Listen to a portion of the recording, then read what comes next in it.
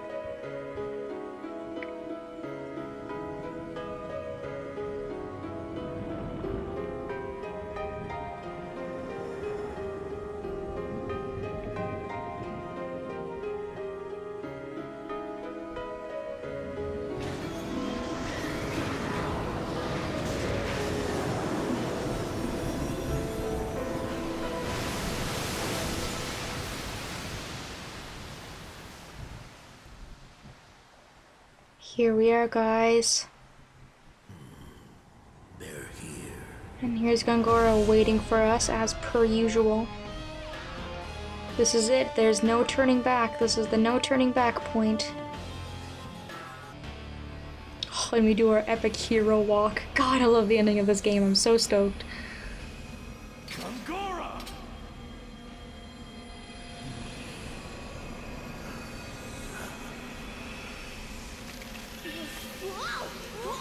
What's happening?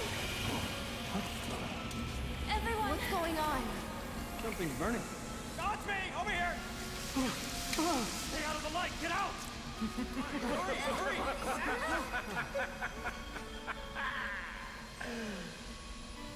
Time has returned to us. Kaim, do you feel it? It feels different. The force that pervades my body is from our world. We're not letting you get away, Gongora! Oh, I'm not going anywhere.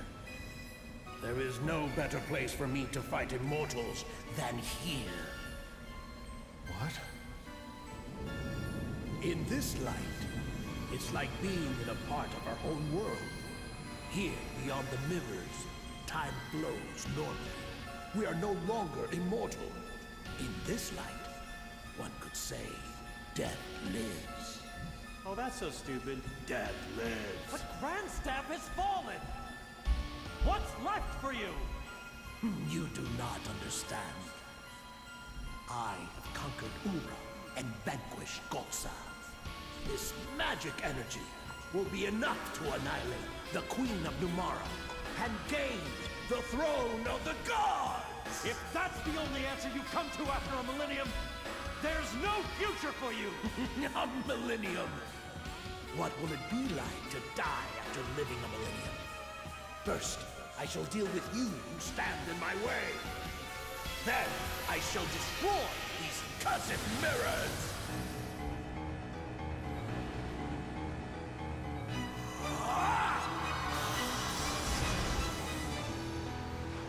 This light that leads us to our death is now the source of life for a mighty beast. This great beast, born of powerful magic energy. Do you think your puny magic can possibly defeat it? Alright, so notice that this video is a little bit short, and that's because I'm breaking it up into parts, and the first part is just going to be defeating this first little boss that's thrown at us just as kind of fodder, because this is ridiculous. Because Gongora is too much of a pussy to fight us himself. So, he's going to throw the Luminous magic beast at us. This guy has 55,000 HP, and it is a beast, so with Kaim and Seth, I suggest having a beast killer ring on them, if at all possible, to do some additional damage. And I completely forgot to mention, and I forgot when I was playing, that for this part of the battle, and only for this part, you will be able to bring along a mortal. So for me, I have Tolton, which kinda meh, he's not gonna do much anyways, but it's not too much of a big deal because my immortals are pretty much decked right out. So whatever mortal it is you have in your party, just make good use of them.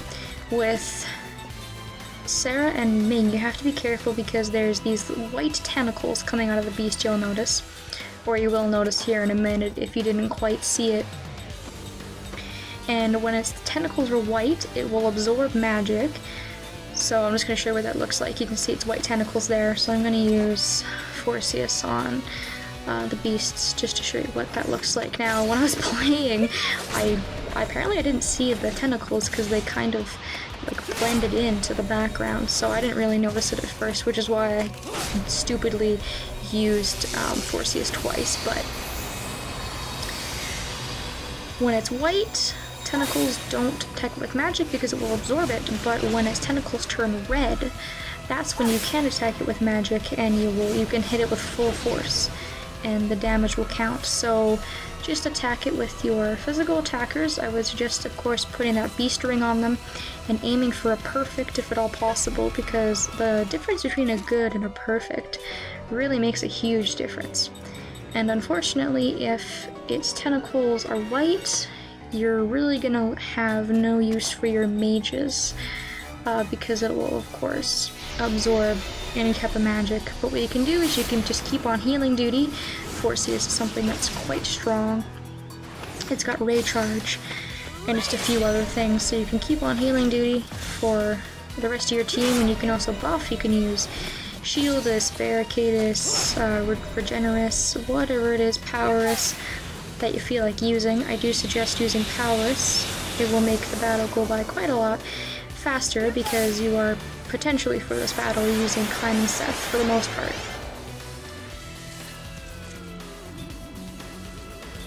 And won't be intimidated by that 55,000 HP. It's really not a whole lot.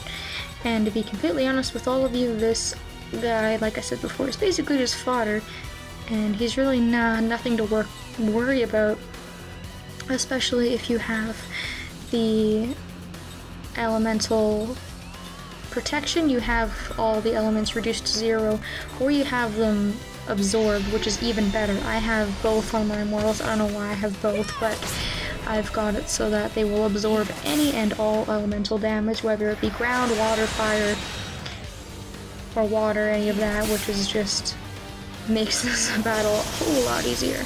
Unfortunately, something like Forceus isn't going to, I'm not going to be protected against something like that, but really guys, if you're at my level, even if you're at 70, you should really not have any problems at all.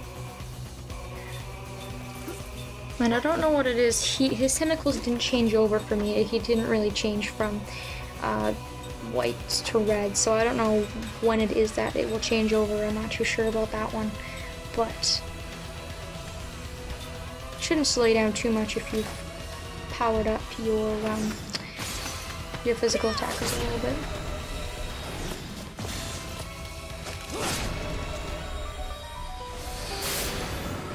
All-Aquara.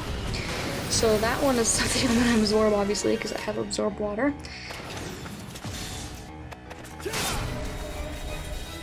I think I've pretty much said all there is to say about this battle. It's actually almost over.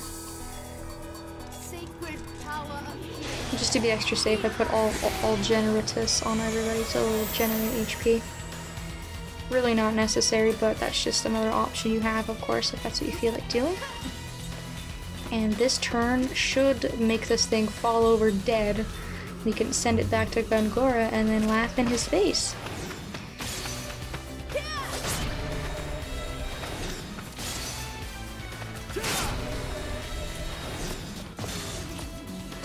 There we go. Part 1 is completed. I will be seeing you guys in the Lost Odyssey finale part 2 in the next video.